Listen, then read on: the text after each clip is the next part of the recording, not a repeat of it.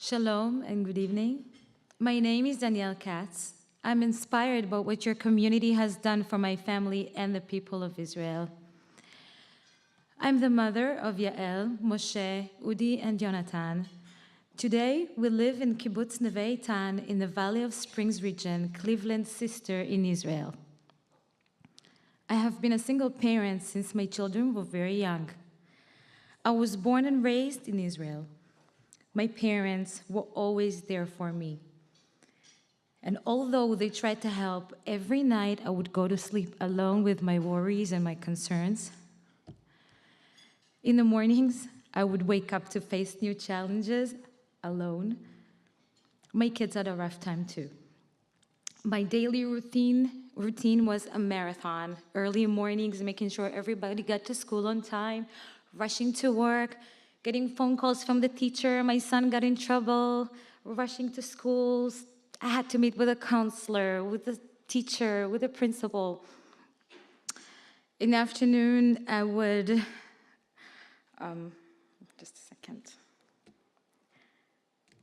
In the afternoon, I had to help them with my homework, run to grocery shopping, try to cook a good meal without burning it for a change. And I tried to breathe.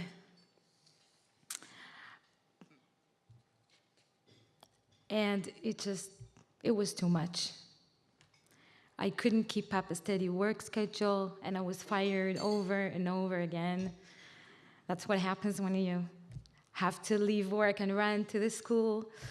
I decided this crazy marathon has to stop, and I needed a change. I wanted to move forward. I wanted to get a better job so I can earn more money, spend more time with my children. I went back to school to study and earn my BA. I dared to try to breathe, but apparently it wasn't the right time. My daughter, Yael, was diagnosed with Crohn's disease, and I had to spend the next 2 years at the hospital with her. And then Operation Protective Edge began.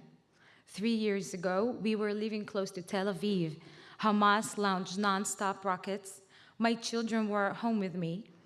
As a single parent, I couldn't go to work and leave them alone. Iron Dome interception tore through the sky. The country was under a curfew. I was scared, but I held strong. There were explosions all around us.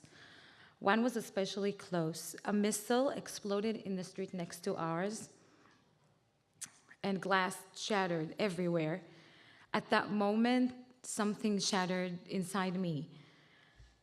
I remember thinking that my children deserve a better quality of life and a better future. I looked for a green, peaceful place, so we left Tel Aviv and we moved north. We settled in Neve Eitan, a kibbutz in the Valley of Springs. After weeks of not being allowed to go out of the house, my children discovered the world outside of four walls.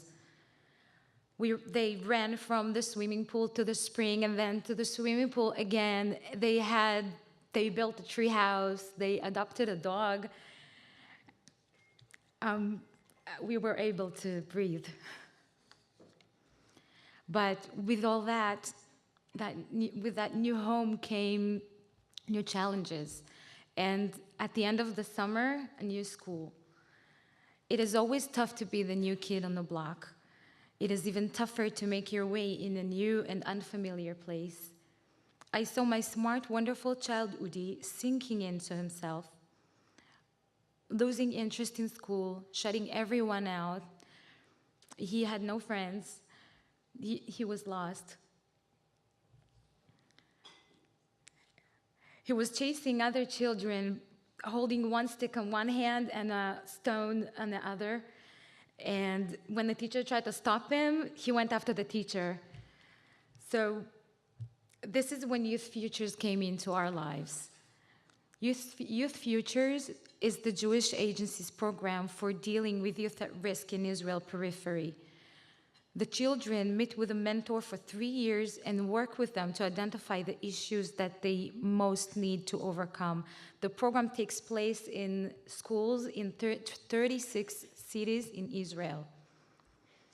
Woody's first response to Youth Futures was, "This program is for dumb kids?" No. For months, he had negative attitude. He refused to meet his mentor or speak to her. He ignored her as if she wasn't there. But she was there. Whenever something happened at school, she was there. She was a living bridge for understanding and solving conflicts. She knew exactly what was going on with him in class, which teacher he was having a hard time dealing with. She knew exactly which kid is bullying him. She was my hug to him when I wasn't there. The school's principal needs 200 eyes to see all the children in school. A teacher needs 30 eyes to see all the students in class. But the mentor, she sees only my Udi. She sees him and she sees him. And that makes the difference. The mentor, she also sees me. In the absence of a partner, the mentor became my partner. She never rushes. She never says she doesn't have the time for me. I no longer have to go to sleep every night with my worries. I could share my concerns with her. That took some of the weight off my shoulders. It helped me breathe. One night at the dinner table, I asked Jonathan, my youngest, if he would like to participate Youth Futures. And he said, like his brother before, "Youth Futures? That's for the dumb kids." So Udi immediately jumped and he says, "Are you kidding? Youth Futures rocks." During the last 2 years, I completed my academic studies in sign language interpreting at Ariel University. I work as a freelance interpreter, and we now have a security of a stable income. During the last 2 years, thanks to Youth Futures, Udi hugs all the good that the world has in store for him. Thanks to the mentor's hard work and passion, Udi has self-confidence and better social skills. My boy is happy and full of life. Now it is easy for everyone to see what a charmer he is. Youth Futures is for the youth, for our children. But as all good things, it has a ripple effect. It brings a better future to the children and the families. Youth Futures made sure that Udi and our family were not left behind. As a sign language interpreter, I always speak for others. Thank you for giving me this opportunity to speak for my family and for myself. Thank you for supporting Youth Futures through the campaign of Jewish Needs. Thank you. Toda rabah.